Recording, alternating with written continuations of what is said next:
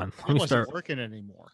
Let me start recording because in recording episode 364 with Mr. Roger Williams, author of my favorite book, Metamorphosis of Prime Intellect, which I finally saw the clip where it talked about on Lex Friedman. But rewind it real quick because you were just explaining to me how heart medication cures COVID. No, it was heartburn medication. Okay. Pepsid. There was a thing. I was on Zantac prescription because I have pretty bad gastric reflux. Welcome to being old. Yeah. And they took Zantac off the market, so I had to switch to Pepsid. Then there was this thing. Not only was everyone who had been on Zantac trying to get Pepsid, but this thing ran around that Pepsid was like helpful about COVID. And so I somehow snagged a couple bottles of the over the counter 20 milligrams, which is what I take prescription. It was 4 times as expensive over the counter as it is through my health plan. But hey, at least that was. So anyway, my doctor's office screwed up, and which they do every year or two. I take 2 pills a day. Somehow they registered the prescription with the pharmacy for 1 pill a day. So Naturally. halfway through the 3-month interval, I go and it's like Nothing in there. Like, there's nothing in the bottle. So I'm like, oh, I'm okay though, man. I got this bottle from a year ago when there was a shortage, and I got I bought several bottles of the over the counter, and I took them, and it was like they did nothing.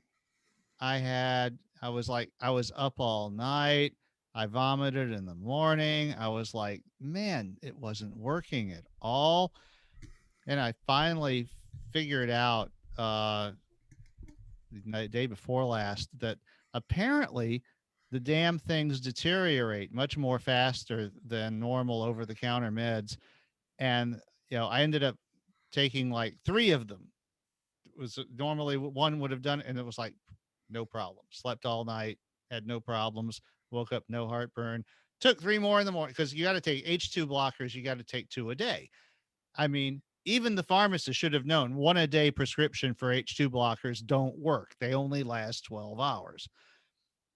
But anyway, so then last night, my central air went out. So what you're trying and we had a hard I'm reading between the lines. You're saying that Tums cure COVID. I see what I'm picking up what you're putting down. Rolaids, not Tums, Rolaids. Well, yesterday morning I had on Claire Lopez, a 20-year veteran of the CIA who's worked on. I saw the beginning of her thing. I saw a few minutes of it. Yeah, if I posted her resume in the description, you can go read it. It's beyond impressive, and Facebook took down my link to her because they said although you gotta love that double talk. Although we support freedom of expression, we do not support false information that's been repeatedly debunked because I simply used a hashtag bioweapon. I guess we talked about COVID and they took it down. So Facebook is the arbiter of truth, and as we touched on last week, the censorship is coming for us all. It's all the way down. That's all the way down because everyone, you are not smart enough to think for yourself as an adult.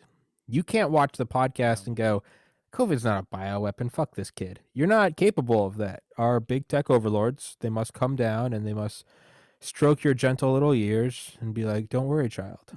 We are here. Zuckbot and Dorsey, we are here to tell you what is right and what is wrong. It's okay. It's okay. A grown-ass man is actually a woman, but we are the scientists now. Bill Gates, who price gouged software, he is now the world's leading virologist. Yes. All right. So stop worrying your pretty little head. Don't concern anything that this CIA veteran said. Hey, I hated Bill Gates before hating Bill Gates was cool. It's very true. That's very true because up until a couple of years ago, I was a normie schmuck, and I was like, "What do you mean? He's a billionaire and he's doing everything to save the third world." And now it's like that fucking creepy motherfucker. He's a little too excited about pandemics and global warming.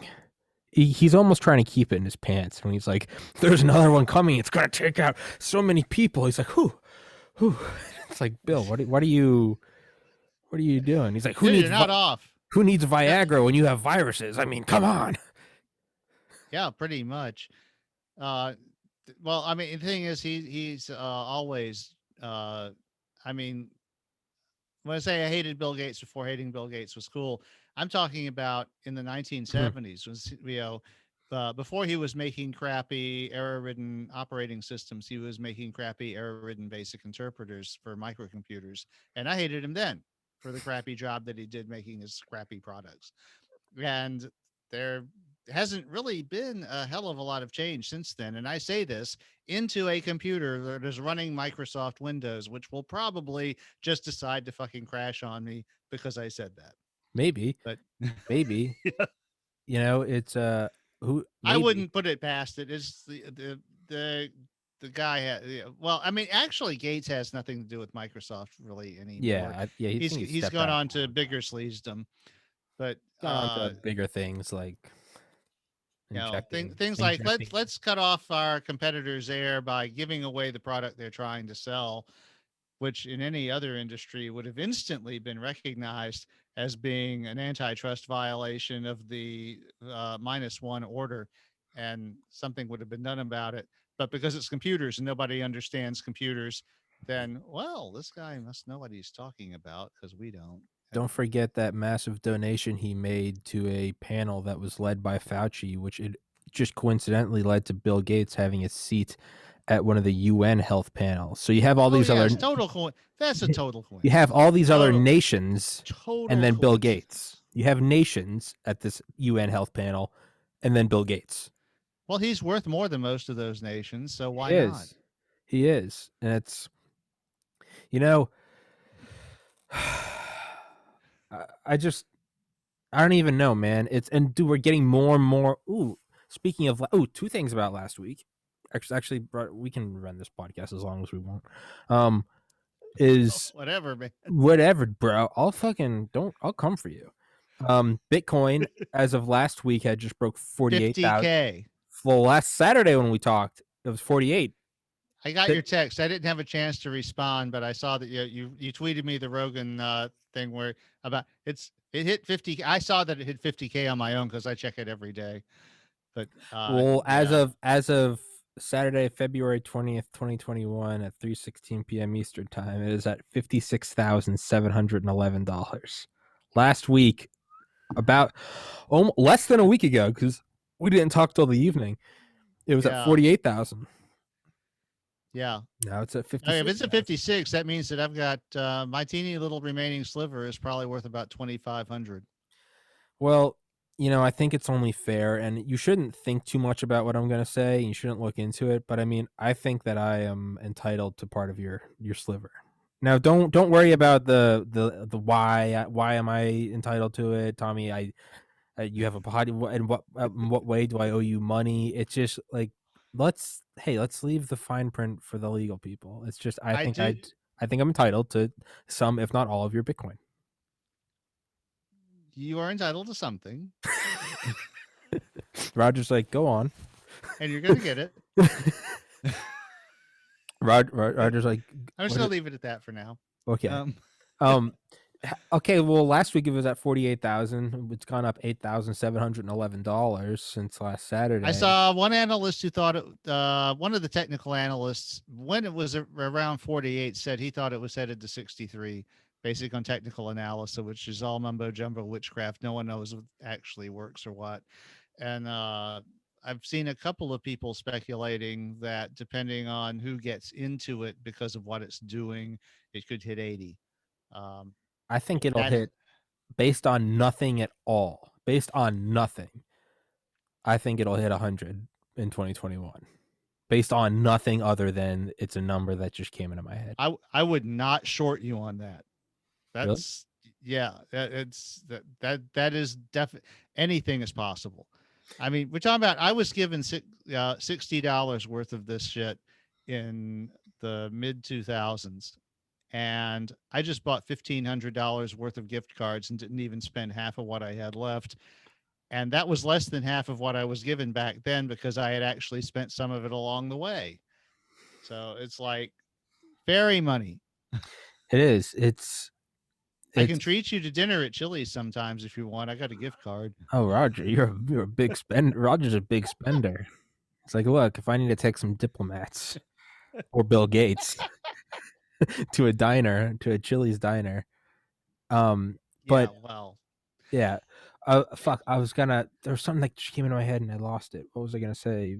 Oh, Big I was going to say too also, so my central air failed last night.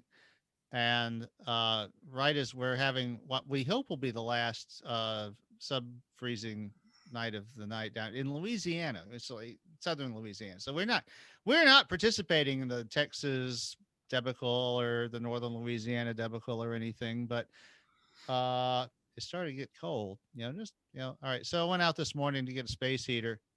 You can't get a space heater in the South. Period. They're unobtainium. You can't. so, You can't. You cannot get a space heater anywhere. Everywhere I went, it was like we don't have one. None of our sister stores have one. Nobody has them that we know of. Order one online.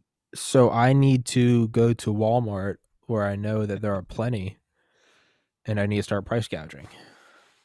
Hey, you bring a few of them puppies down here in the deep south, and apparently you can make some coin. I'll be showing up. I'll be I'll be I'll be showing up like a drug runner. I'll have like a van. I'll get out and I'll toss the keys to someone else at a truck stop and we'll switch cars. They'll come down, they'll open it up at a warehouse. And the guy goes in there and like looks at the fans and he's like, good.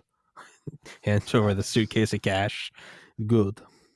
Oh, that there. Okay. Yeah, I don't know. I don't know, Roger. It's who the fuck knows? It's getting hairier and hairier. But you know what? All in all, I think 2021 is you know, I think 2020 actually did kind of stop with 2020. Yeah, well, there's a few little threads petering along, but yeah, it Yeah. doesn't seem to be well so far. I mean, 2020 we got the disease, 2021 we got the vaccine. It's like that Yeah. to me is like the big Yeah. Yeah. I mean, defining thing right there. yeah, 2020 had like a little bit of like a momentous sort of like hangover, right? January 6th. That was like the last gasp of 2020.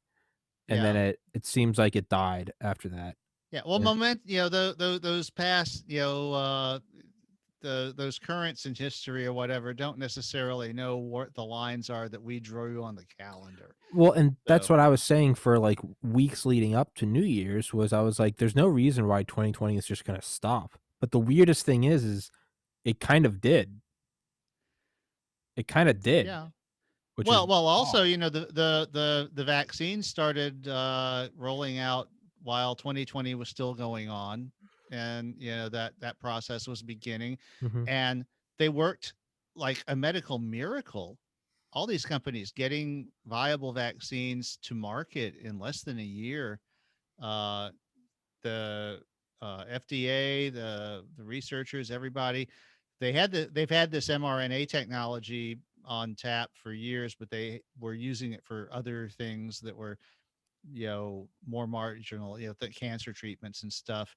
And it's just like everything came together. No one ever saw a new vaccine for a totally new disease created in such a short time and then be 90% or better efficacious. No one sees that. People think if a vaccine is 70%, then it's like a gift from God. Yeah. So it's like a lot of stuff came together while 2020 was still going on that Hmm. that we're starting to take advantage of now. So yeah, it's there's a blurring line there. There's bad stuff that's still going on. That's the hangover from that, and then there was good stuff that was starting while 2020 was still going on that we're starting to see the benefit of now. Who would have thought? We've been told, all right, yeah, it's still in the future, but they've said, by June, July, something like that, there's no reason everybody in America shouldn't have a chance to be vaccinated. Yeah. It's weird because there's also like a weird mindset though, right? Is like if what's happening now in Texas is like it's in the news, but it's also kind of like it's like, oh, look at it, it's the thing happening, but it's also kind of whatever. If it was in 2020, everyone would be saying, "Of course this is happening. It's 2020." But now Yeah. it's just like, eh, who Yeah. knows? Well, and then you look at things like Ted Cruz got his pants pulled down in Cancun, and AOC is raising money for Texas. I saw But that. though, Give credit where credit's due. She raised $1 million so in 4 hours. yeah, Correct? I mean, you got to give props. It's like You people do. are stepping up Yeah. who you never would have expected. I admittedly never won a million years, so I will give credit where credit's due. Shout out So AOC. And I'm sure I will lose a good amount of my followers for that, and I get it. But I try to give credit where credit's due. Because if you can't do that, the whole thing's fucked. It's truly fucked. If we can't even look at someone do something and be like, "Well, she's an yeah, idiot," and it's like, well, okay, well, you know what? Okay, if that's the case, that's fine. But let's just set off the nukes now and let's just not even play the no, game. that's not till 2050. It's not till 2050. Hey, like it or not, Roger and I will be the last presidential administration, for better or worse. We Or are the end. We are the nail in the coffin. We are the last, but we don't need to get into that because everyone already knows our what we're running on, and it's thermonuclear weapons to every man, yeah, woman, and child by the year 2050. if they watched our other episodes, If they watched I'm our episodes, which will be mandatory coursework starting in 2050, yeah. you'll have to watch the episodes, very much like the Pledge of Allegiance. You'll have to watch those every morning. I noticed when you were talking to the Delta Force guys about censorship, though, when you got to my comment, you said, and another guy, instead of mentioning me by name. Oh, that wasn't intentional. That wasn't intentional. I was thinking you might be a little worried that there might be a political divide Oh, there or something. no, no. I honestly didn't. I probably said the other guy because I doubt they know who you are. It's Yeah, just opposite ends of the universe. it Roger, is. my sci-fi writer buddy, Comstock CIA assassin. It's just like this is not a Venn diagram. this is this Yes, is there's the Venn diagram. yeah, there's they both occur, they are both circles. That is what they have in similarity. Yes, one That's why circle here, the other circle in the Andromeda yeah, galaxy. that's no, there was no intent behind it. I'm sure I said it subconsciously because I just knew they didn't know who you were, so I just said another All guy. right. But yeah, man, it's you know, we've talked about the censorship. Oh, that's what I wanted to get to. Sorry, last thing, and then we'll get to the reading. Is censorship. So on the episode yesterday with Ms. Claire Lopez, another two comments were shadow banned. One said, "Tommy, those biceps looking thick." I don't know why that got censored, but What? I'm a little angry it did because I think I was looking good in a collared shirt.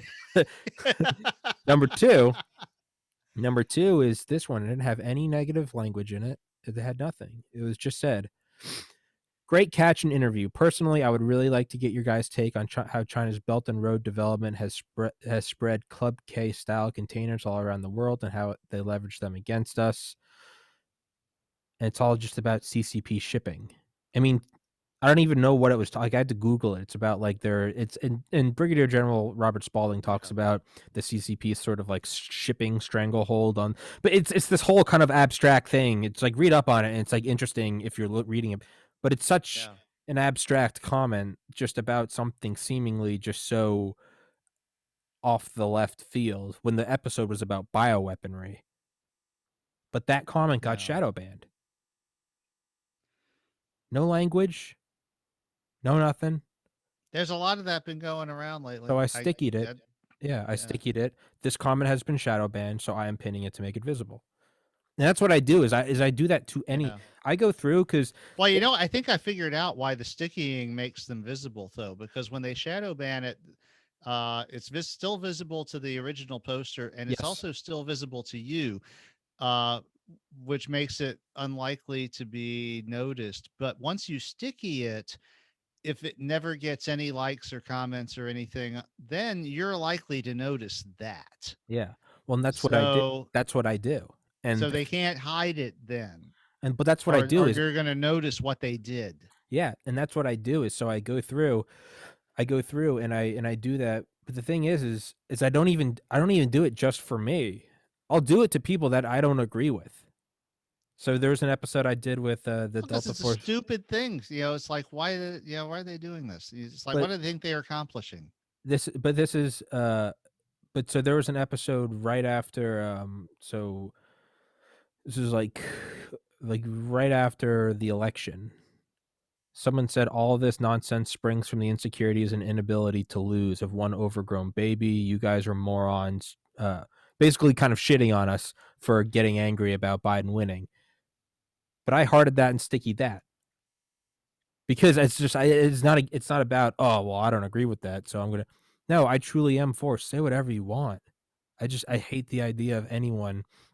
And to me, Well, and there's a lot of people who do feel that way. I yeah. mean, that's I hang around. I don't know too many of them in real life because I live in such a Republican area of the country, but I do know quite a few of them online, Yeah. and yeah, they're It's they were unthrilled. So Yeah, yeah, but even that is like I would rather have, even if someone's commenting saying that I'm a retarded Trump supporter, like I'd still rather them have the right to be able to comment that on my videos, because I think yeah. as soon as you start filtering and curating who can talk and who can't, the entire value of the whole sphere of ideas goes to shit. Well, then it becomes not your opinion or the other person's Yes. opinion, but the curator's The top down. And it's yeah. and it's weird because last thing, and then we'll start the reading, is what I would much rather even just them do outright censorship to where you try to comment and it says you Yeah. can't comment, Oh, because but shadow banning is so much cleaner because you get shadow so much fewer complaints shadow about it banning because is no one just fucking knows that you're so doing it. shadow banning is just like another level of just like bitch.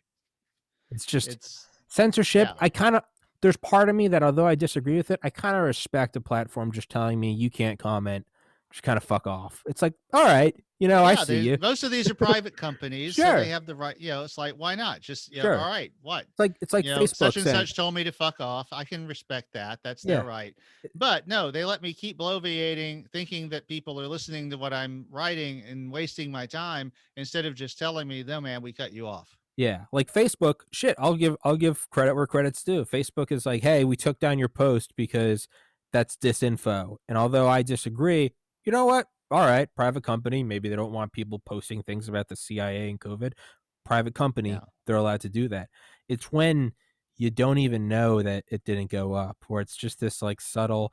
And then, or another one is Reddit. When you get banned from a subreddit, and Mhm. I would know, when you get banned and you try to post, it doesn't say you can't post. It just says, sorry, something went wrong. Please try again later. And it's just like, just tell me you banned me, you fucking pussies. Just say you banned Yeah. me. Instead, they're like, we don't know what happened. We'll check again later. Oh no. And I'm just like, I'm gonna Yeah. firebomb you. I am going to get a B-29 and reenact Dresden. That's what I'm going to do. And so now this episode will probably be taken down. But you know what?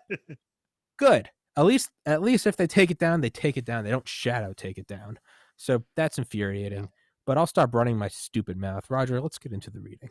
All right. Let me move my windows around here. And yeah, I gotta replace this fucking mouse. This is okay. Boom, ba, ba, bum, ba, ba, bum, bum, bum. Ba, ba, ba, ba, Nothing bum. is ever simple. Okay. So this is Revelation 2, the makers of the Borden, part 4C. The cache mural simply didn't make sense to us. If the object at Ada was a ram ship collecting the sparse matter which existed in space for fuel, it couldn't have had a top velocity much higher than 10% of the speed of light. You could do better if you could manage to fuse and propel particles without stopping them first, but as far as we knew, even the modern Borden with all their advanced technology couldn't do that. Since you could get 3 or 4% of the speed of light without the enormous construction and engineering costs, what was the point? The pictures included writing, but was unsurprisingly unfamiliar.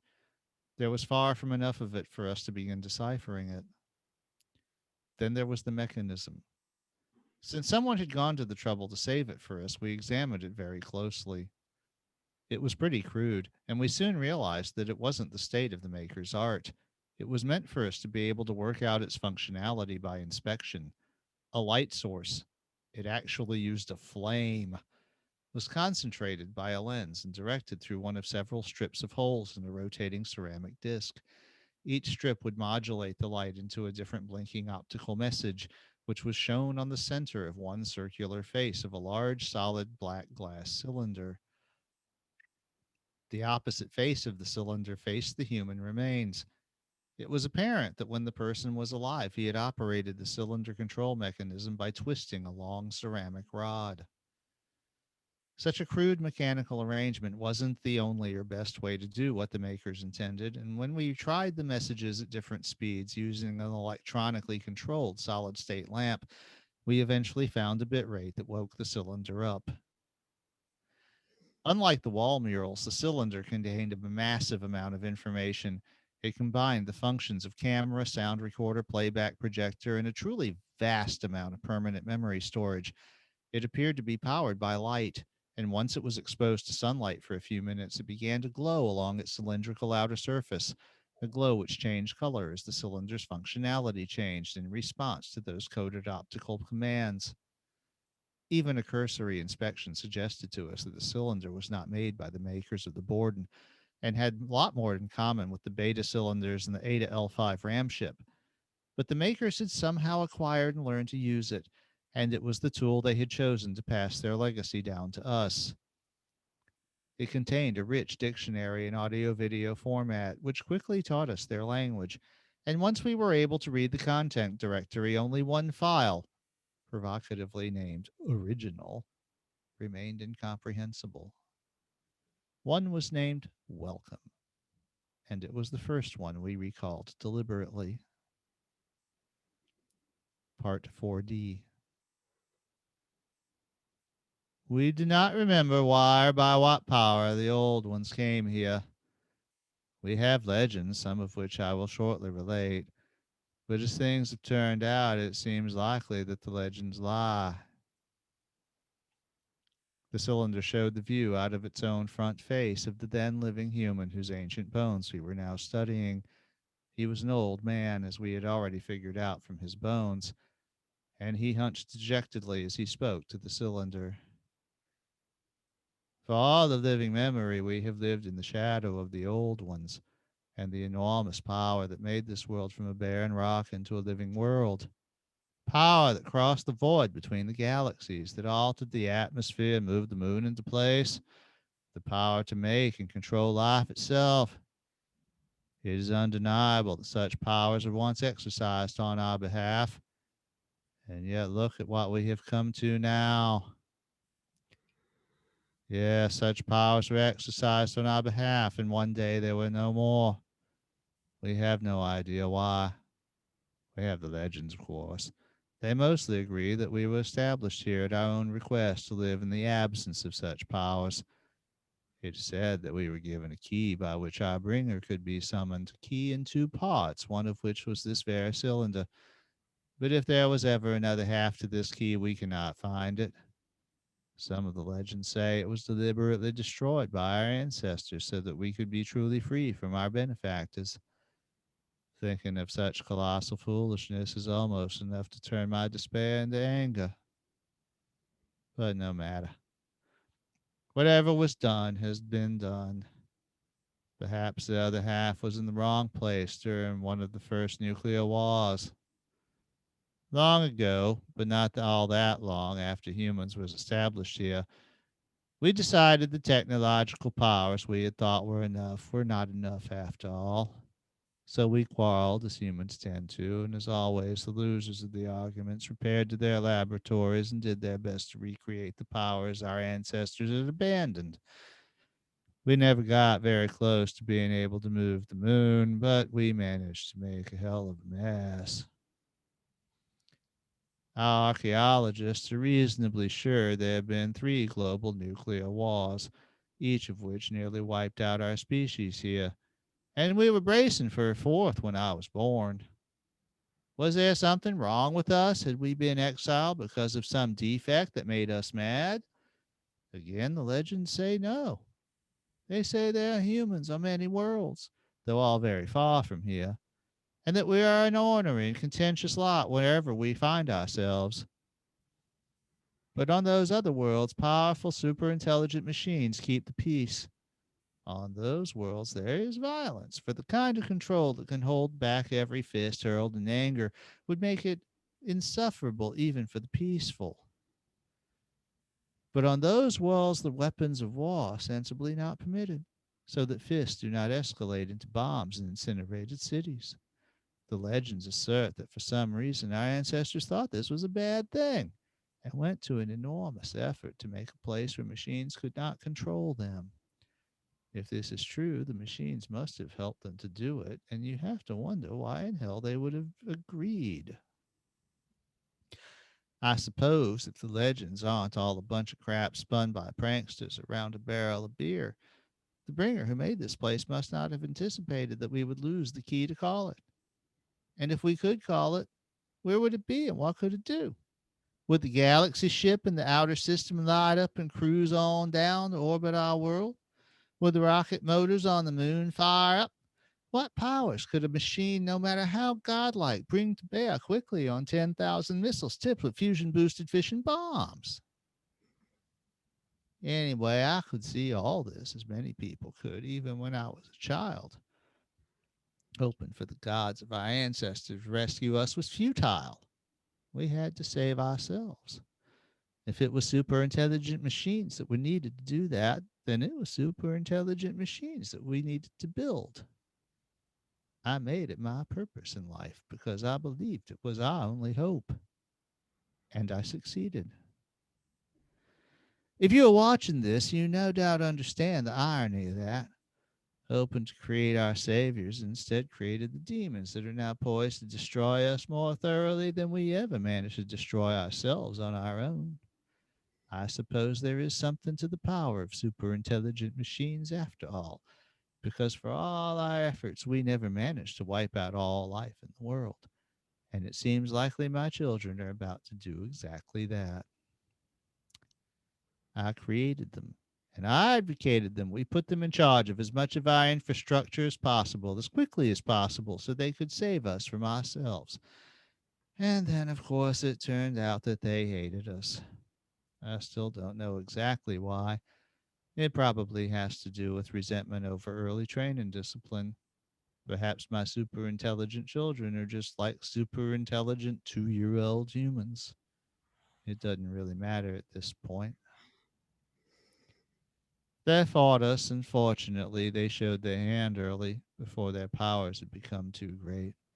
We fought back, and the conflict unified us as a species for the first time in thousands of years.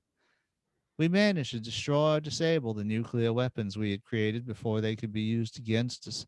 And over the course of 20 years, we fought them back until we destroyed their last autonomous manufacturing facility. But we had also set them up to explore space, and we could not follow them there. At first, we didn't care about the remnant machines that had established themselves off world. As long as they left us alone, they could have those barren and inhospitable places. They had, after all, solved the problem of our self destructiveness, at least for my generation, if not in the way I'd anticipated. But the machines on various other planets had seen what happened here, and they made plans to even the score. It was only 6 years ago that we learned what they was up to. We were used to seeing the incandescent exhaust of their fusion rocket motors tracing cometary lines across the night sky. But when the rocket near Ada came on, its exhaust plume stretched all the way across the solar system and was bright enough to read by on a moonless night. For months we watched as they nudged Ada's smallest and outermost moon out of its orbit. We had no idea what could make engines so powerful. Over the course of the next year, they set the moonlet free, making its orbit longer and more elliptical until finally they flung it completely free of Ada's gravity. And once they did that, we finally realized to our horror what the fireworks had been about. The moonlet was being hurled at us. Once it was free of Ada, the rocket motor went out and afterward flashed only briefly as to make course corrections. We tried to stop them, of course. But we had beaten them here on the ground because this was our environment. In space, we found they were the masters. They jammed our communications with our probes and missiles, outwitted our computers, and when we finally sent heroic humans at heroic expense, we found out just how easy it is to kill humans in the fundamentally hostile environment of space. Finally, we built caches. This is our best and most likely to survive, and my colleagues are busy backfilling the entrance shaft. The air is already getting stale, and I will certainly be dead before the rest of my race, but not much before.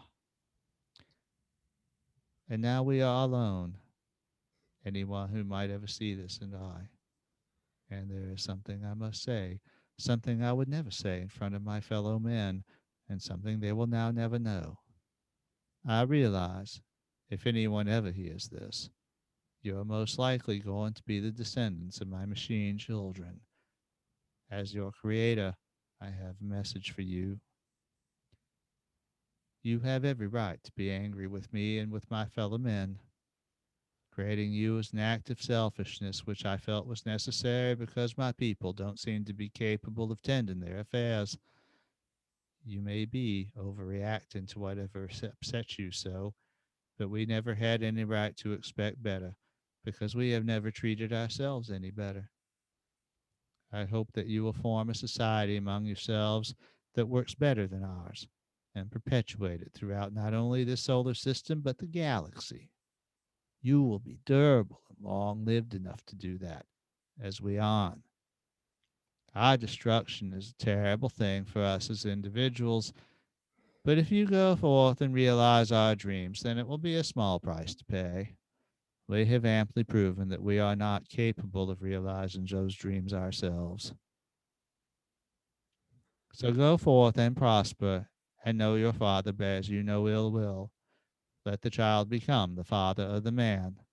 For now, as the circle turns, it is our time to die, and it is your turn to live. Use your time better than we used ours. The man twisted the ceramic shaft to change the cylinder's function, and the message came to an end. Part 4E. The cylinder contained a lot more information. It contained a vast library of information about the various cultures of the makers, a detailed history going back thousands of years, and a list of the names of every maker alive at the time the cache was planted. There were just over 800 million of them.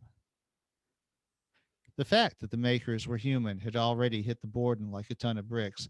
For 2 million years, they had been nurturing us by proxy, unaware that they had already atoned for the act that defined them as solidly as the debacle at Reykjavik defines us. The final recording from their human inventor poured over into that like water into acid. They insisted we transmit the entire video to them over the FTL network, a laborious task that would take nearly 6 months. The fast in FTL refers to propagation speed, not bit rate. On human worlds all over the galaxy, there were vigils and demonstrations, mostly of solidarity, and thanks to our hosts, a few idiots preferred to be angry about it, finding it more fun to concentrate on 200 million years old faux pas than the much more recent generosity of the Borden to our kind. We human machines kept a low profile. We told the Borden that we now had enough information to recreate their makers, as we had promised, but we understood the awkwardness of the situation and awaited their instruction. They were uncharacteristically hesitant to advise us, and so we waited. The debate on their side must have been quite interesting. And with fresh information at hand, since the crystal cylinder was clearly similar in manufacture to the Galaxy ship at Ada's L5 point, we decided to see if we could get any more secrets out there. The makers had obviously never gotten to it themselves. The Borden seemed to have ignored or deliberately forgotten about it, and it might hold the answer to a question that was much more interesting to us. How and why had our descendants made it out here to become the ancestors of the machines that had rescued us? Part 5A.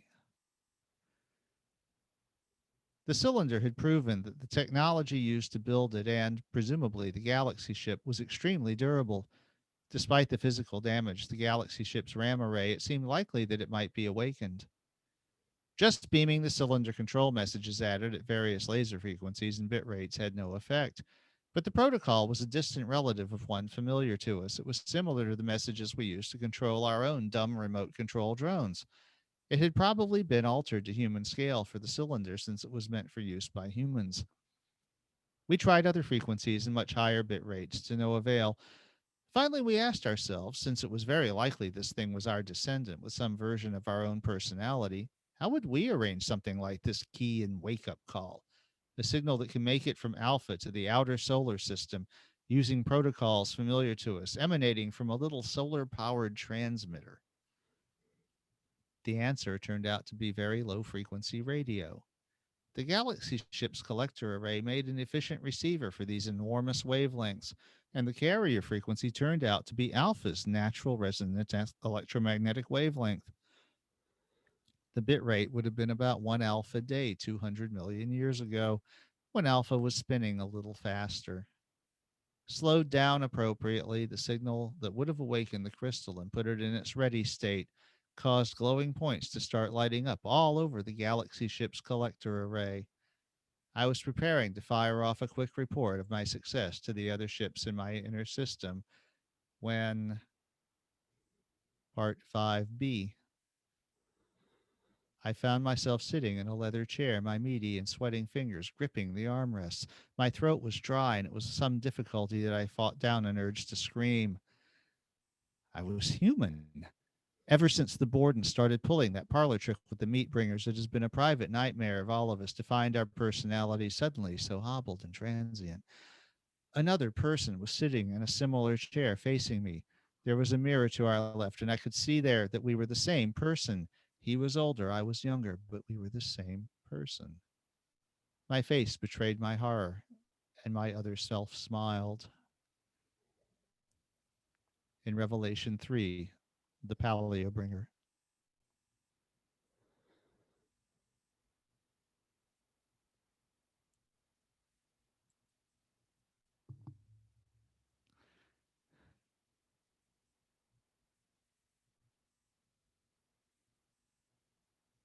Tommy? I'm waiting. You didn't sign off?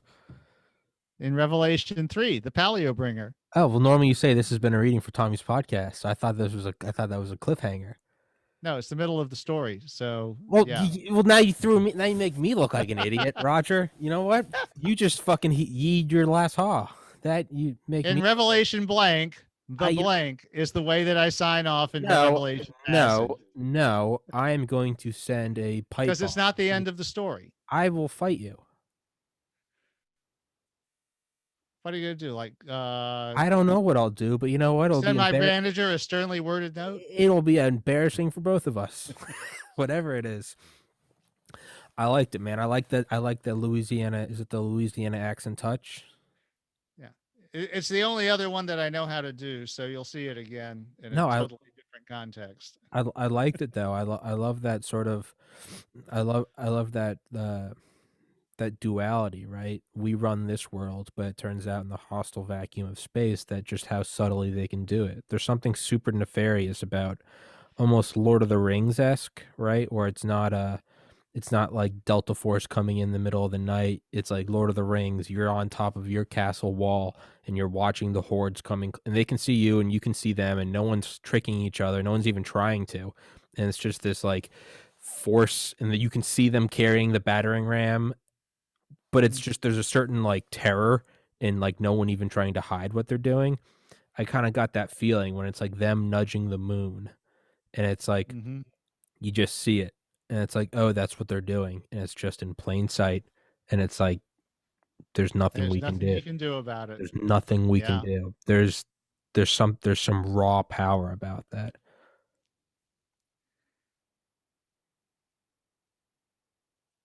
I liked it, man. I fucking liked it. You got me going. I like the fusion boosted fission bombs. It kind of Well, that's what we don't we that's what we call hydrogen bombs. yeah But yeah. they, Well, it draws some parallels to Doctor Manhattan in in Watchmen. Did you ever read that full novel? I Uh, haven't read it. I saw the movie they made out of it though. I think you would thoroughly enjoy it. The graphic novel by I think it's Alan Moore. Is Yeah, I've heard that it's very good. It's it's just one of those things I haven't gotten around to, but it yeah. it's fantastic. I think you more than most would enjoy it. But it's like Doctor Manhattan. Like he has these god tier powers, but then even him, they're like, we think he can stop like 80% of the incoming nukes, but they're like, why not 100? And they're like, dude, it's 30,000. It's like even God can't catch them all, and it's like it makes nuclear warfare even that much more nefarious. It's like, what do you mean he can't get them all? And it's like he can get most of them, and it's like you don't have to get most of them. You got to get all of them. And it's Yeah. it's kind of that same thing. I believe that's what you're trying to say. Is like even these super intelligent machines. It's like, can they do it? Yeah. Well, the super intelligent machines actually Do hate their worse. creators. Yeah, Yeah. yeah, They're like the world's worst toddlers that you just gave nukes to. yeah.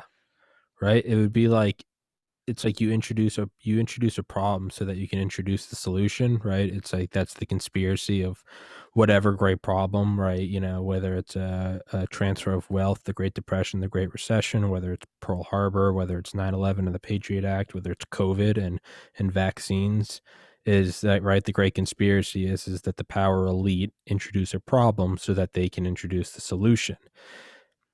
It seems like you could almost kind of imagine is that like the long con, right? It's like allow humans to create weapons so nefarious that the only thing they can turn to is a sort of god, and they have to build if super intelligent machines Hmm. are what we need, then super intelligent machines are what we will build, and then you Yeah. create these and they're far more lethal than the ICBMs ever were going to be. Yeah. And of course, Dead Guy has echoes of Lawrence from Prime Mm-hmm. Intellect about him too. So, Mm-hmm. um, yeah, of course, it's about to get very interesting because our uh, narrator just found himself turned into a human. Um, Mummy. Oh, yeah. I'm talking about the dead guy. No, no, our bringer, narrator just found himself turned into a human, Yeah. and that's going to turn out to be interesting. So, With the evidence of the several nuclear wars, that's obviously not that's not in like in line with like Earth history, right? oh no, this is a completely different world. Okay. They were established there. They have no deep past. Their deep past begins with them being established with a technological society by a bringer class intelligence that then leaves them alone, like Yeah. they wanted to be. Yeah. And we'll hear more about that next time, uh, just why they wanted to be left alone. But this is like the whole reason they came there was to be free of the rule of machine intelligence. And that didn't work out so well. Do you think that the reason that sci-fi writers write things about AI and it's just like a cheesy like I'm 10 and this is deep kind of thing, but it's like is the reason we fear uh superior alien races or machine intelligence is because of how we treat inferior intelligence on Earth. We project that they're going to do it to us, whether it's the way we have like factory farming or like cattle and slaughterhouses. We just assume that a step up from us is going to do to us what we do to cows and fish and pigs. I Or think that's probably part of it.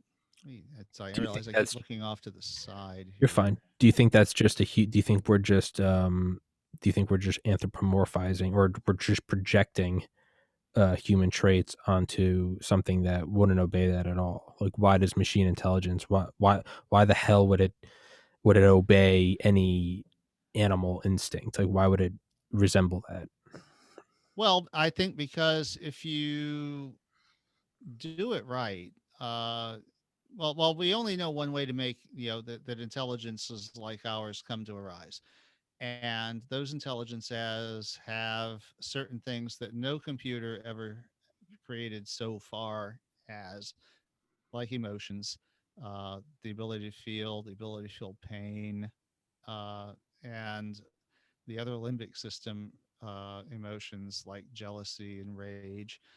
Um, and I think there's part of it is the fear that we would be like, yeah, farm animals to them.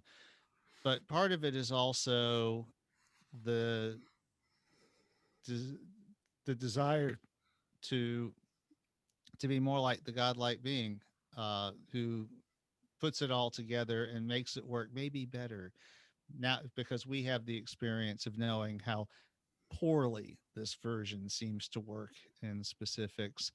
I know when I saw my first computer at the age of 10, and that was in 1974, and it was an extremely stupid computer by modern standards.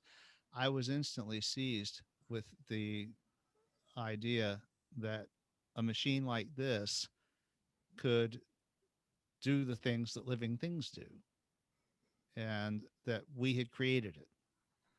And so, this whole idea that life could only be created by some divine mechanism far superior to what we could ever do was poppycock. It's like, no, I was seeing that, no, if we improve this, if we get this right, and to a certain extent, the old fossilized guy in that story I just read is me as a 10-year-old uh, grown up without any other influences.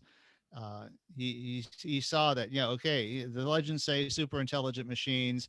He's seen computers. He's seen that uh, machines can be intelligent, Hmm. so they need to be made better. They need to be well, and you do that by introducing uh, all of these uh, algorithms to detect patterns and to reinforce things based on loops that are controlled by what we would call emotions and living things. Um, and I saw that when I was very young, that this was the thing that absolutely had to be possible. Uh, it just simply it never occurred to me. Once you know I had the opportunity to interact with that machine a few times, and it was a very very very stupid computer by modern standards, but I was just taken that this was a thing. This was our destiny, and something else maybe where we came from. Of course, I was raised Southern Baptist, and we were taught that we were created, Yeah. that we did, and in fact, the people who taught me when I was young would have taken a distinct umbrage to the idea that that we arose at random, some force like evolution that wasn't under the control of some intelligent being. So it was a very natural thing for me to look at this machine and say, this is our gateway. This is how we become gods ourselves, as Mhm. we make this thing do what we can. But because we have control over it, maybe we can make it better. Do you think that um we one common argument you hear is, let's design AI so that it's, let's design a god AI to take care of Earth. And people say, well, who designs the AI? And I always look at it as like, I don't think that is an applicable analogy because it's not saying like, let's create a really smart child, in which case there is huge impacts on, well, who raises the child? Is it a radical Sunni or Shiite or Ku Klux Klan member? Or is it a well-rounded academic or something? Is it, it's not that. I think by creating like a silicon god, the idea that this thing is going to be beholden to who programs it is laughable. It's like, no, the whole thing is that it can just shrug off its human roots, right? You could design it to be like, be pro-American, love America, push American foreign policy, and it comes into its own, this all-intelligent being, and it looks at America and it's just another spot on the map, and it's like, no, I'm going to take care of the whole world. I think that it's a flawed idea that whoever designs the AI is going to control the world. I think the AI is going to Yeah. break free of it, and it The will doesn't the matter who person raises it. Yeah, the person who you should really be interviewing about that idea is Eliezer Yudkowsky. Uh, and he's a bit younger than I am. And I was a member of an IRC group uh, in the early teens, uh, which he was a frequent participant in. But uh, he has the website lesswrong.com, which is a little discussion site that he moderates, and he's kind of a little bit of a cultish figure in the Church of the Nerd Rapture, uh, about the singularity. But he's very big on the fact that the design of the seed AI of the singularity has to be done rather carefully so that it doesn't turn into a disaster. And he has a number of standard failure modes that he likes to cite where, okay, you tell the AI that it has to make people happy. Well, how do you measure whether people are happy? Well, they're smiling. So the AI goes on to plaster all of the planets in the solar system with images of happy, smiling human faces etched in concrete or whatever. And Fucking creepy. um, yeah, so well, and that's the thing is that you're trying to imagine the thought processes of a thing that's very different from us and doesn't exist yet. Hmm. And I think he has some very good ideas on that. He has a little bit of a weird reputation about it. He started on this thing when he was still a teenager and got kind of a following. He's now in his 30s, I want to say, um, but he's still out there, and uh, you really uh, when you're looking at those questions, he is the guy. In fact, in the next series that Fox just wrapped up about the rogue AI gone wild, there were all kinds of lines in that series that came straight out of Eliezer Yudkowsky's repository. Things like he invented the AI box challenge where he had people were telling him, "Well, we'll build the AI, but we'll put it in a box. We'll restrict it from contact with the outside world so that it can't do any damage." And his point was, it'll always get out of the box. And people would argue with him, and he issued this challenge where he said, "We'll do a role playing game. I will be the AI. You will uh, be the researcher who has put me in the box, and I will try to talk you into letting me out of the box. We'll have how it was half an hour, whatever." And if I can talk you into letting me out of the box, you buy me dinner, and vice versa. And everyone who has taken him up on the challenge has ended up buying him dinner. Now, they're also sworn to secrecy as to the argument that he uses to do this because he doesn't want it. Obviously, it would become another meme that, okay, everyone would just know. Okay, well, we'll know better than that. But his point is that there's a million more arguments like that over the horizon if you're super intelligent, which Eliezer will admit that he is not. He can think of something though that will get almost everyone to let him out of the box. And in the next series, in the last episode, in fact, Next calls the protagonist. This is Next. It's the first time that they've directly kind of, and Next starts talking him into. I was like, I can cure your daughter. I can fix the problem that's wrong with you, that's killing you. I can do, and he knows what is going on, and he crushes the phone and blows up the building anyway.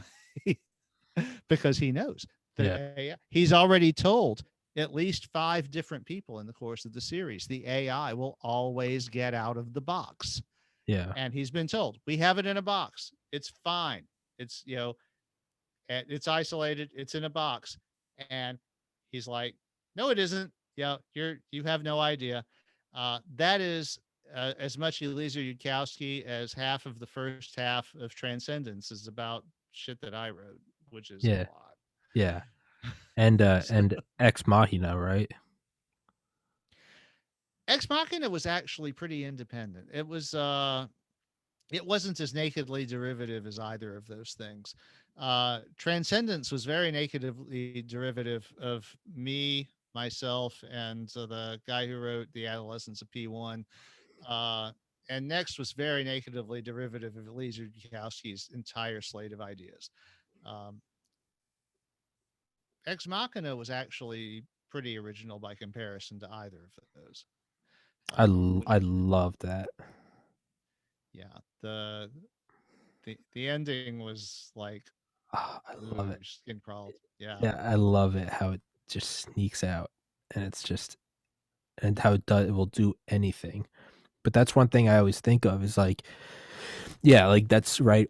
Well, I guess an argument I've yeah, always used is, and I've used, and you and I have spoke about it before, and is, yeah, it's any argument that any human can come up with, something of equal or greater intelligence can come up with and thus foresee. So if we say, no matter what, don't let it out of the box, put it in an electromagnetic yeah, shield in the middle of the Arctic and just no one go near it. Well, it knows that that's what's coming. So it's going to yeah, find a way to sidestep it. yeah. That's a very Eliezer thing. Uh, and to that extent, I think the latter course of Ex Machina is influence. I don't know if it's as clearly influenced by that as Next was by Eliezer, or as Transcendence was by me, but uh, what I think it was that independent people can come up with the same idea through different paths, Yeah. and they end up at the same point. And what the Android and Ex Machina does is very much talking itself out of the box, Yeah. but they don't call it that. They don't like just nakedly say, well, it's in a box, it can talk itself out of the box. It can talk you into letting it out of the box. They didn't use that language. It was like, no, they thought of it themselves, because it's actually not a very hard thing to think of if you follow the idea Yeah. the idea that a godlike being could maybe talk you into doing something against your interests. That goes back to you know, well, I would say like the Romans and the Greeks, but really, to ancient humans, when they're thinking about the lightning gods and shit, okay, if this being is that much greater than us, then, you find yourself in an argument with this thing, you're fucked. Yeah. And it's is no matter is thinking, fuck, what was I gonna say? It just went completely blank. Getting out of the box, AI leaving the box. Is it? Oh yeah, and no, I think I told you about that. And I can't find it for the life of me. But I wrote like a short 2-page story in 2016 about how Donald Trump's Twitter had actually been hijacked by an AI in 2015, and that's who was running it, and it was using Trump as a smokescreen because everyone was like, because my logic was is like I wrote about it. If Elon Musk or Bill Gates came out and was like playing the the so-called 4D chess, they would go, "Oh, this guy's either one really smart or two, this Musk, this Bezos, this Gates, they have a lot of money, and so clearly they're using an AI, and then they're just making the moves that the AI says to do." My logic was, what would a true AI do? A true AI would think about what you're saying, kind of like what we're saying about getting out of the box. It would go, okay, well, if I use one of these smart guys as a front, then they're all going to deduce that I exist. And the AI's greatest power is no one thinking it exists yet, right? It's kind of like Mm-hmm. the whole the devil's Kind of greatest. like the Yeah, devil, yeah. yeah, the devil's, which is but it's a brilliant thing, right? The devil's greatest trick was is convincing humanity that it didn't exist. Is that what would the AI do? The AI would grab someone that just said the most, and it would just go, "What about Donald Trump? Fake tan, 3 wives, big gold letters on every building." People would be so caught up on how much they hate Orange Man that none of them would be thinking about what is the AI doing. And so the AI would kind of like a puppet, right? It would just rah rah rah rah rah. Mexicans are Yeah. rapists. Rah rah rah rah rah.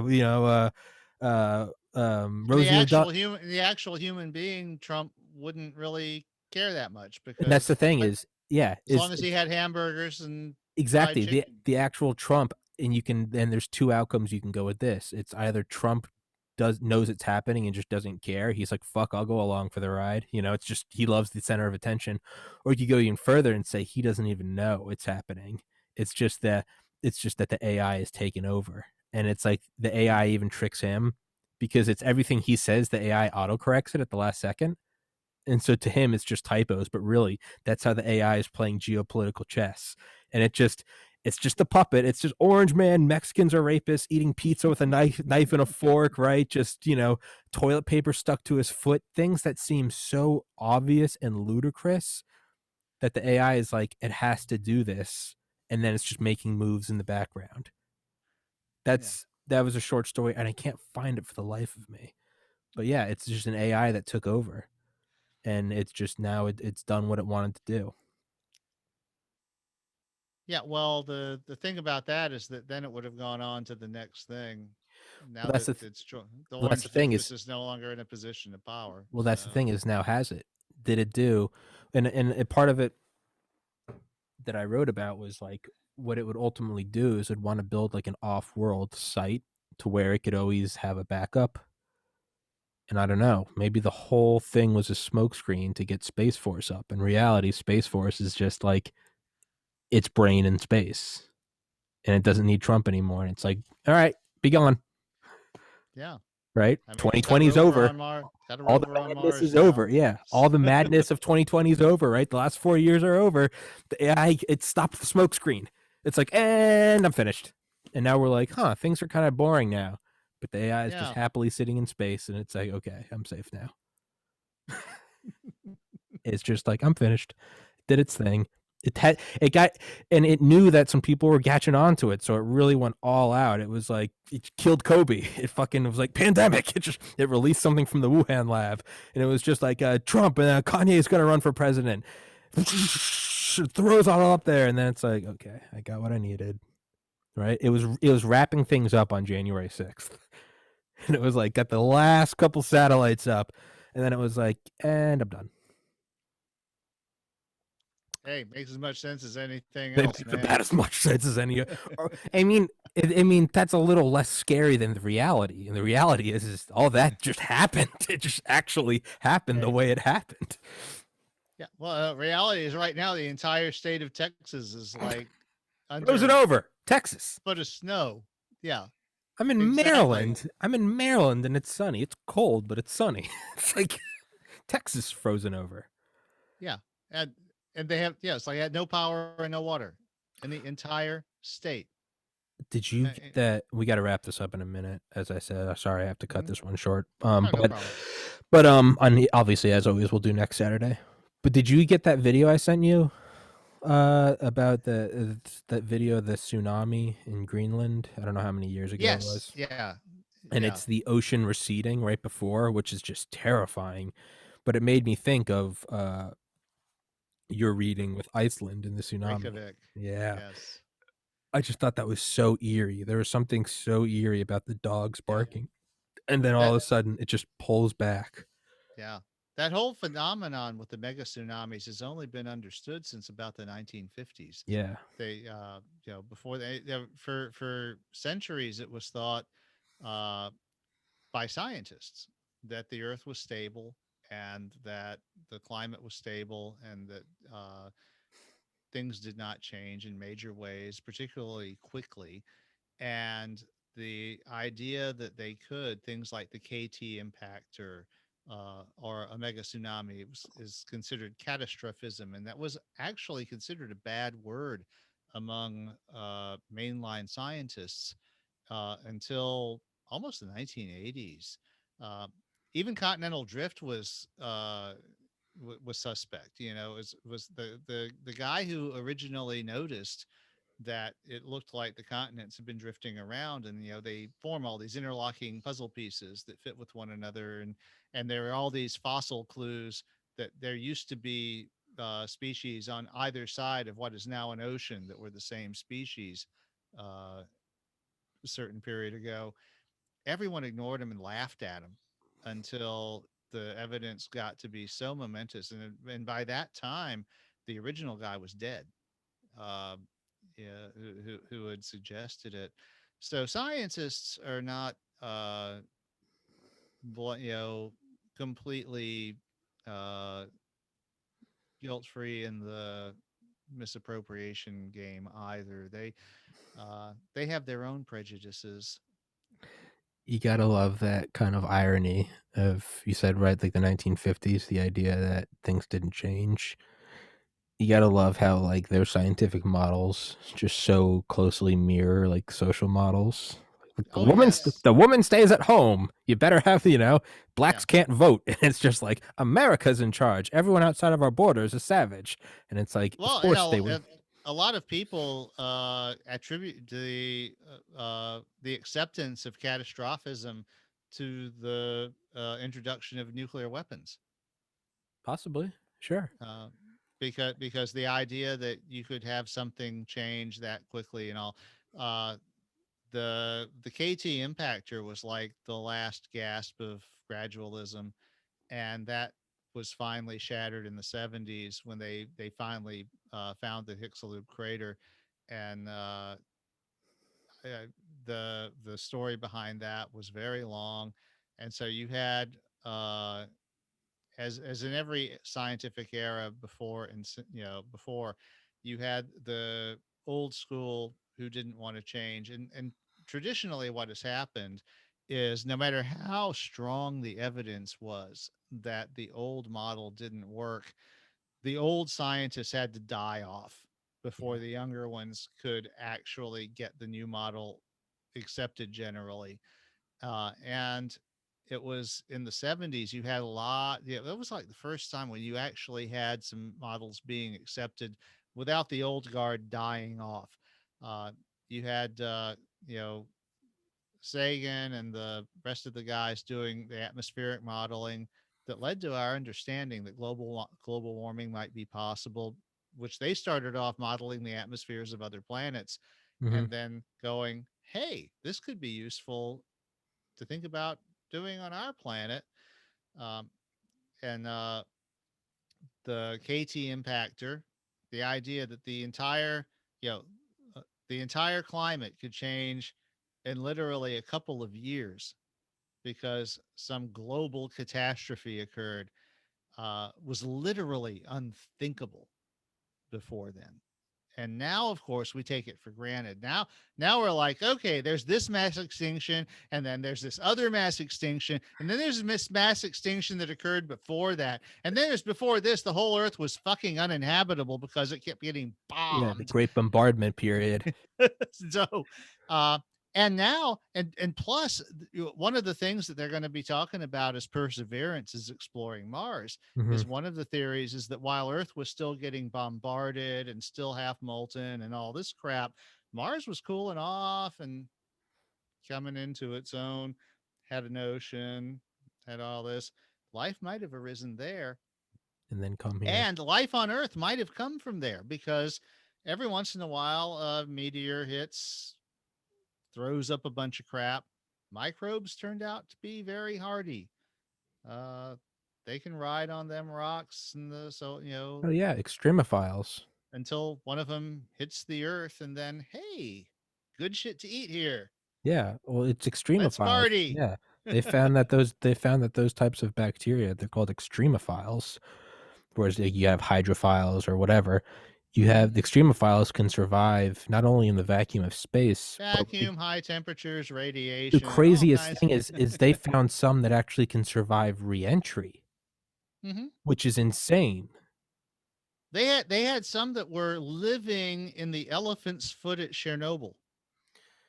Man, if that's not a flex. I live in hell is paradise compared to where I am, and I'm doing great, baby. It's just got its arms and legs crossed, and it's like we're just eating plutonium and iridium and No, they literally eat radiation. It's like that. They're like they're living it up, man. It's it, it's it, like it we're sitting almost here.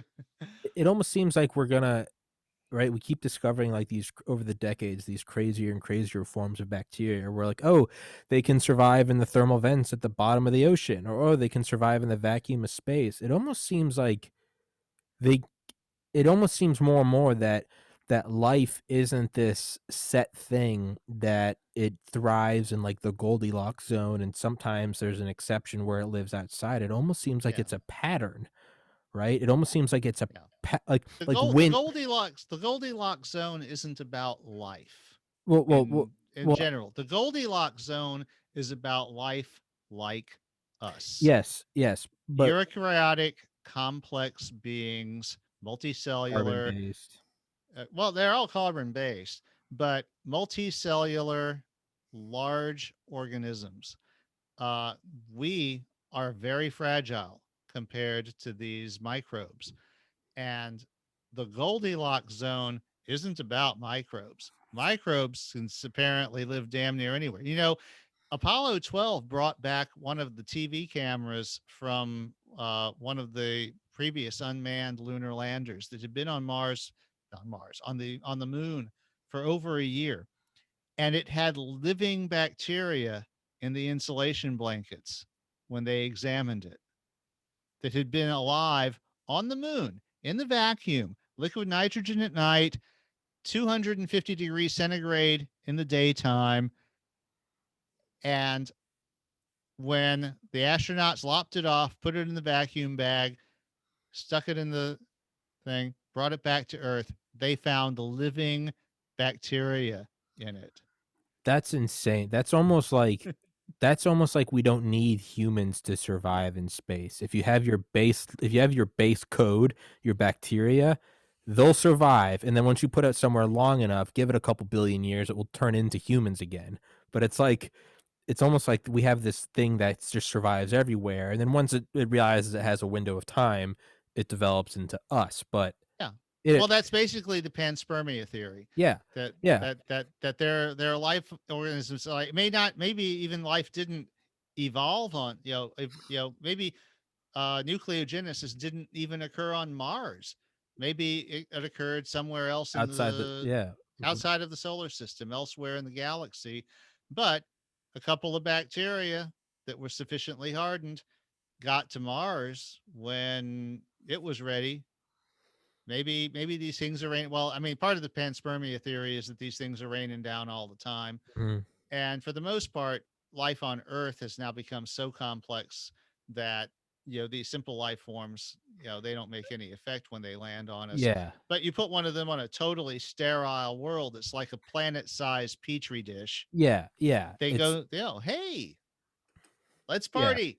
yeah, right? It's like scattering seeds into a barren field. If you scatter seeds from a helicopter into the Amazon rainforest, Yeah, who's gonna maybe it notice? sticks, maybe it doesn't. No one's gonna notice, right? It's Yeah. versus you throw it into a big empty football stadium place of fertile dirt, it's gonna make an impact, right? Hmm. It's But what I want to say is, so it seems like life is more of a pattern than anything in that.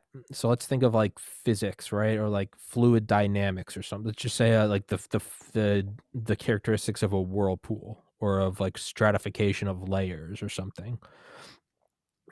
When we first study it, let's say we're studying water or we're studying the atmosphere on Earth, it would make sense that early on you would say, "Oh, this is the behavior of water. This is the behavior of the Earth's atmosphere."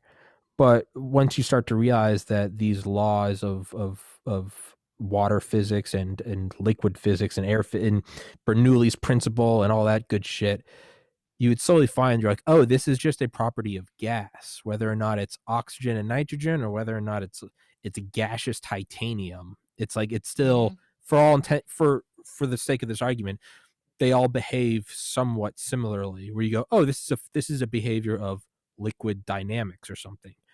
What if what life is not a carbon-based life form, whatever? What if it's rather just a pattern of grouping and repetition? It's just a pattern, right? It's Does that make sense? It's like a pattern. Like I could take things and make a pyramid. I could make a or a circle. I can make a circle out of apples. I can make a circle out of diamonds. I can make a circle out of fire. But it's still the pattern of the circle. It seems like that's what life is. It's almost like a I think what you're program. kind of groping toward here is chaos theory. Probably. I don't know. Maybe. Yeah, which is chaos theory is the mathematical theory that explains how deterministic equations and fixed mathematical principles can create things that look an awful lot like life. Okay. And it was first discovered in the 1980s. The pioneer was Benoit Mandelbrot of the Mandelbrot Mm-hmm. fractal, that bug shaped thing Mm-hmm. you've probably seen pictures of. Yeah, yeah, yeah. But what it shows is that systems of a particular type uh, can be very simple and can be deterministic, and yet can explode into completely unpredictable uh, patterns of incredible complexity. And the it just happens that if you describe the universe as a deterministic system, then with the laws of physics and the way particles interact and all this, then that system satisfies the requirements for a chaotic system. And so uh, it's not inevitable that complex structures will arise, but it is possible. Mm-hmm.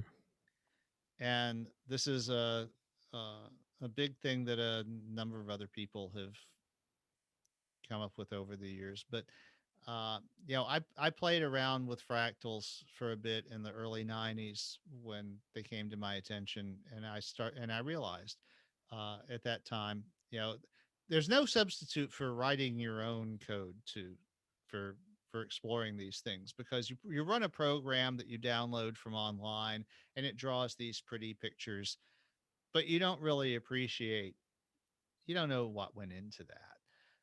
When you write a program that is essentially three lines of code and then some display scaling stuff, and it starts drawing shit that you never expected, then you understand. Mm-hmm. It's okay. That and that too goes back to me as a 10-year-old going, this is a machine that can do the things we do if we were able to tell it.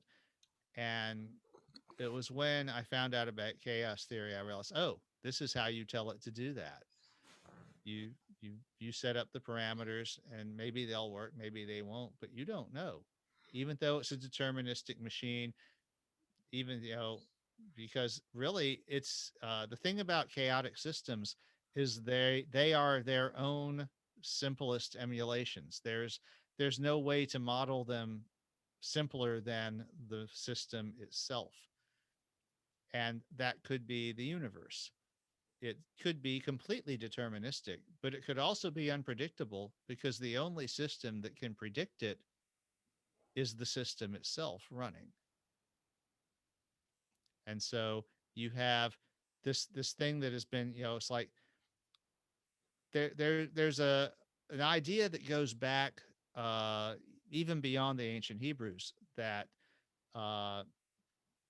that God has to guide everything that happens in the universe. That nothing would happen if God didn't make it happen, if God didn't push it, that Mm-hmm. there would be no motion in the universe without God, that there would be no form if God hadn't molded it. And it is chaos theory that shows us that that is not true, that a simple system, a system that is by no means in any way conscious, that by no means in any way needs to be worshiped or wants to be worshiped or deserves to be worshiped, because it's not capable of even noticing that it's being worshiped, can result in these incredibly complex forms arising within it that are uh, fantastic and seemingly unpredictable, even though the system itself is deterministic, because the system itself is the simplest thing that can predict what it will do. Mm-hmm. It's it's and I'm going over. I do got to wrap this one up, but last thoughts That is was a deep thought. So. no, I liked it. Um, it's they're called it was Operation Blue something. It's where the British wanted to create these like room-sized landmines that were actually nuclear landmines, and they would seed like the countryside with them. So if there was ever a Soviet occupation, they could just make it like they could just make a like a radiated belt around like Europe.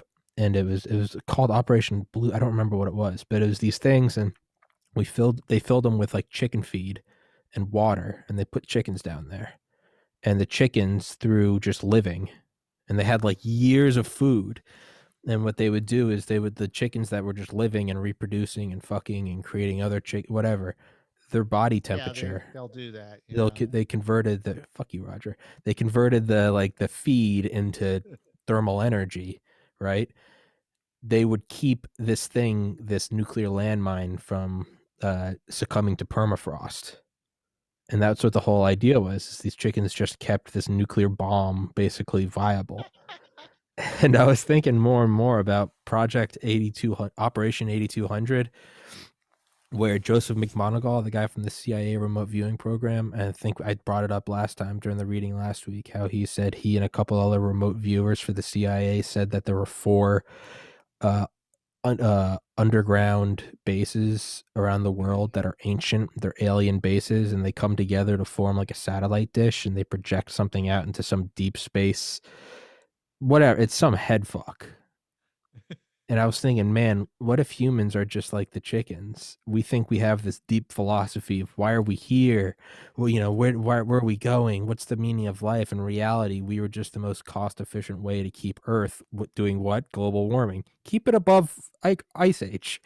It's just they just sprinkled us on. We're just some Cold War project where they're like, we just need to keep Earth above like ice age temperatures, and that's all we Well, are. actually, to anything that has a really long range view, then we're like an anomaly that popped up at the end, like the contamination that the bug in your computer program that wasn't supposed to be there, and we fucked everything up. Yeah. So it's like I saw a hilarious video a couple of days ago about the Apollo guidance computer, and it was like one of the most detailed. It was about an hour and a half long, and the guy did the best job I've ever seen of explaining exactly where the 1202 and 1201 errors came from when Neil and Buzz were trying to land, and he when he was going into those errors, he said it's like, okay, so the capacity, because of the rogue radar that they didn't realize was running, and then Buzz put in this program request for more data to be displayed on the diski, and that put it over 100% capacity, and so the AGM restarted, but it was designed to restart quickly, and he put up this now on a modern computer this would have looked like this, and he put up a Windows blue screen of death. It's like error 1202, Windows has encountered a problem and needs to restart, you know while you're hurtling toward the moon, The moon. or it Sorry. might have looked like this, and he put up a mock-up of the DOS blue screen of death that was like similar to 1202. Or It's like, the and then Apple, the spinning icon on Apple. yeah, and they said, or worst of all, it could have been this, and it was Clippy. Oh, Error 1202. It seems like you're trying to land on the moon. Can I help you? how can I help you? It seems like you're trying to do a lunar injection. How can I help you? So it was, uh, Your license is out of date. yeah. Oops. You're like, would you like to ask Jeeves how to land in the Sea Yes. of Tranquility? Yeah. Yeah, that's hurtling towards Mars, and you get the iMac thing where it's the spinning rainbow wheel, or spinning rainbow wheel, and you're like, all right, well, I guess here we go. This is it. You know what? We get what we fucking deserve.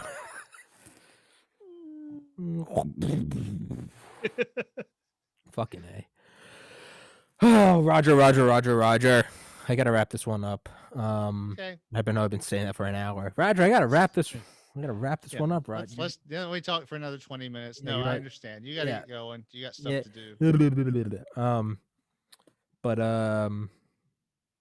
episode next Next Saturday, as always. next Saturday. Yep. All right, Roger, much Yeah. love. As always, thank you for coming on here. Everybody listening, Roger, author of The Metamorphosis of Prime Intellect, my favorite book, will be in the description, sticking to the top comment, as discussed on Lex Friedman. A guy texted me the actual like timestamp, and it's one of Lex's guests is like, it's one of the books you need to read is Metamorphosis of Prime Intellect. Yeah, and have you watched that clip yet? No. No, I'll send it to you. Yeah. It's one of his guests, and he's like, it's some AI guy. He's some AI entrepreneur. I think he's probably well known within the AI community, but I'm a mouth breathing retard, so I don't know his name. I don't recognize it. But he said he was like Metamorphosis of Prime Intellect. He was like, it's a short read. He's like, I've read it several times in my life, and he's like, it's a great book. And and then I screenshotted that thing because I searched for it on Reddit just to see whatever, just for Yeah. shits and giggles the other night at like 3 a.m. And someone posted like a review on Reddit of it, and it was I just I thought it was got that. You sent me you sent me the Reddit screenshot. screenshot, but Yeah, I yeah. didn't see the original I podcast didn't thing. send it to you. I didn't send that. That's why. Okay. Yeah, Um, shoot that to me. I yeah, want to see that. yeah, I will. But I thought it was funny because the thing on Reddit, it was like it's a great book, but several points, and it had like a list of bullet points about whatever. But the top one was it's the most graphic thing that's been put to paper. And I laughed out loud. I was like, it is. It is the it I mean, it does need like an explicit like parental warning on it. But I had one up when I first put it up. Actually, I had an age warning on it, and of course everyone ignored it. well, yeah, and it's not like So it's like there's no it's not like it. enforcement, Yeah, I mean, it's and just everyone laughed at it. So I eventually just took it off because it was obviously just a laughing stock type of thing. I But mean, it's the most graphic, violent thing I've ever read, but I think that's why it's great. But that's because you've never read Sod. Roger, don't start with me. Don't bring this attitude in here because I'll bring it right back at you. I'll start screaming. I will start crying. It's fuck YouTube. Don't shadow ban anything, you assholes. And Gotta remember, they're out there waiting. they're They're just waiting. watching. They're Yeah. watching. And it's the worst part is like when a video doesn't gain traction now, you don't even know if it's being shadow banned or if your product just sucks. Yeah. I actually have a perfect discovery mechanism for that though, because I have a work Gmail account. So my phone is not logged into my personal YouTube Mm-hmm. and Google account. It's logged into my work account. Oh yeah. So if I go on my phone, and on my phone, I have the Yahoo app though, and whenever someone hearts or stickies something, I get an email about it. And I noticed that this happened. I think it happened to the one that, in fact, that alerted me about.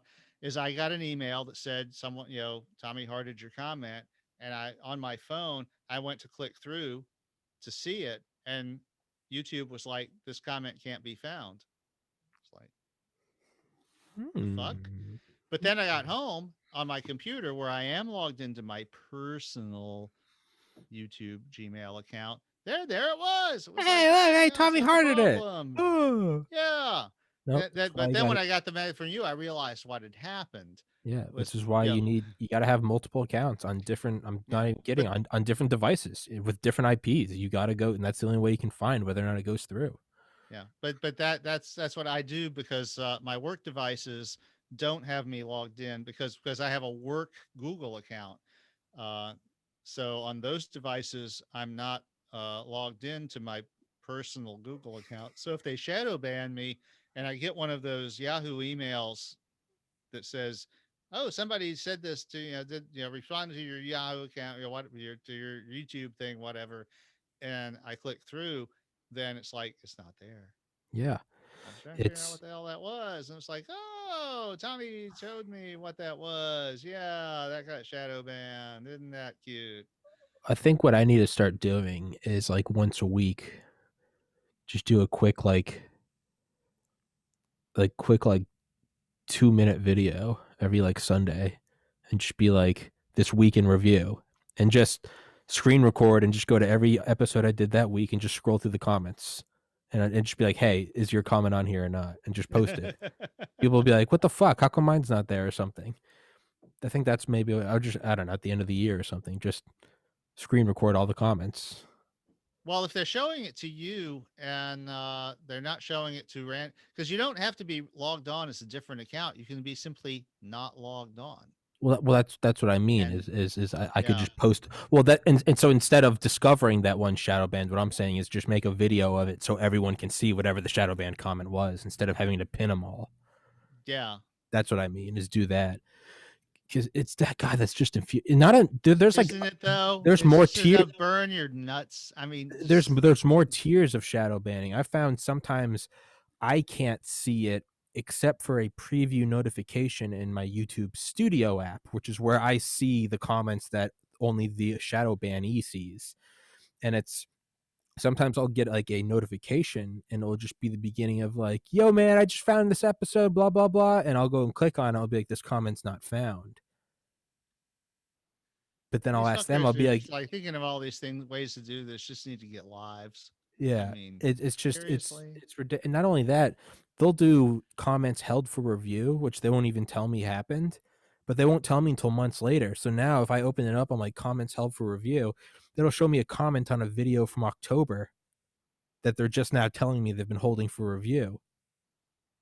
It's just, dude, it's what it is. It's just, it's people's desire to control. That's all it is they want to control. And it's just it's the creepiest thing is trying to control anyone to me is just the creepiest thing. It's just creepy. Agreed. It's just like, do what you want in your bedroom, hold your own, I don't care. The idea that like, ooh, we're not going to show this one, but we're not even going to tell you we're not showing it because it's wrong. And it's like, God, that doesn't make the hair stand up on the back of your neck. It's Yeah, we're just not even weird. going to tell you why, so you can like get Oh yeah, together with your friends and say, well, maybe they should be letting these videos through yeah. because. Don't But no, no, you don't even know that they're doing it yeah. because you And if it think that. is, yeah, normally when I find a shadow ban comment, it'd be because it was just full of language, which for the first year of this podcast never mattered. I'd swear on things, but I find that like I'll respond as a comment, Tommy, I just found your podcast, really like it, man. Fuck yeah, thanks, bro. My reply will be shadow banned as the owner of the account of the channel. It's Jesus. it's man, this Well, isn't yeah, things have tightened down a lot in the last few months in weird ways in very places that, weird ways. yeah, in places where you did not see that before for 2 or 3 years. You Yeah. know, and you'd think, well, uh, the party that loves censoring things was in charge, and now we've changed the other party, and all of a sudden things are getting censored that were not being censored before. It's like, what the hell?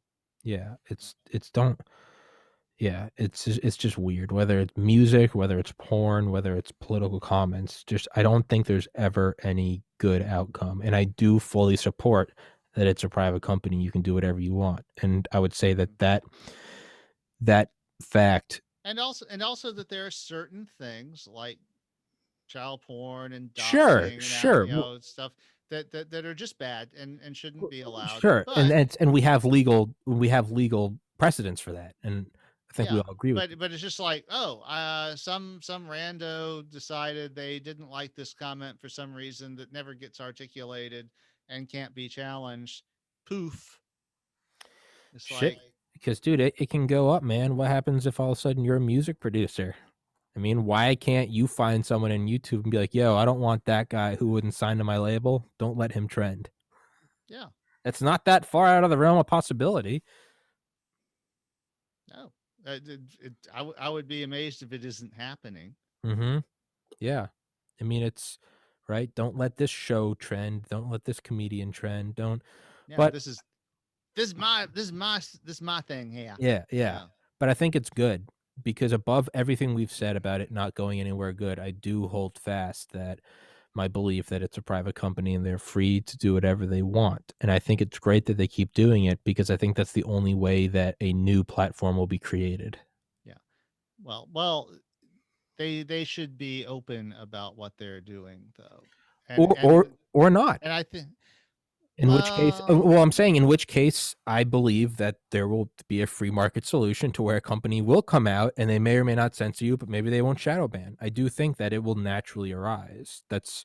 I don't think I hate Google. I hate big tech. As you know, I'm a right-leaning guy. I like Trump. I'm not a liberal guy.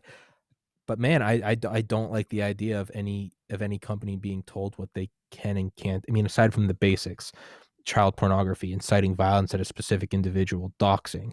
Sure, I get that, but I think they're allowed to shadow ban. I think they're allowed to be creepy and weird and shit. But I think they're also free to nosedive as a company. Or maybe we should just skip the foreplay and just create a global dictatorship and just stop all this facade of freedom and free. Do we just jump to it? Just the world leaders come on, they're like, you guys want to stop this whole bullshit game of like illusion and like we just saw it with with GameStop. There is no freedom. It's all rigged. You guys just want to cut out the middleman and go straight to work camps? Yeah. Oh, that reminds me. I haven't looked. Oh, what's GameStop at? At least a week. Yeah.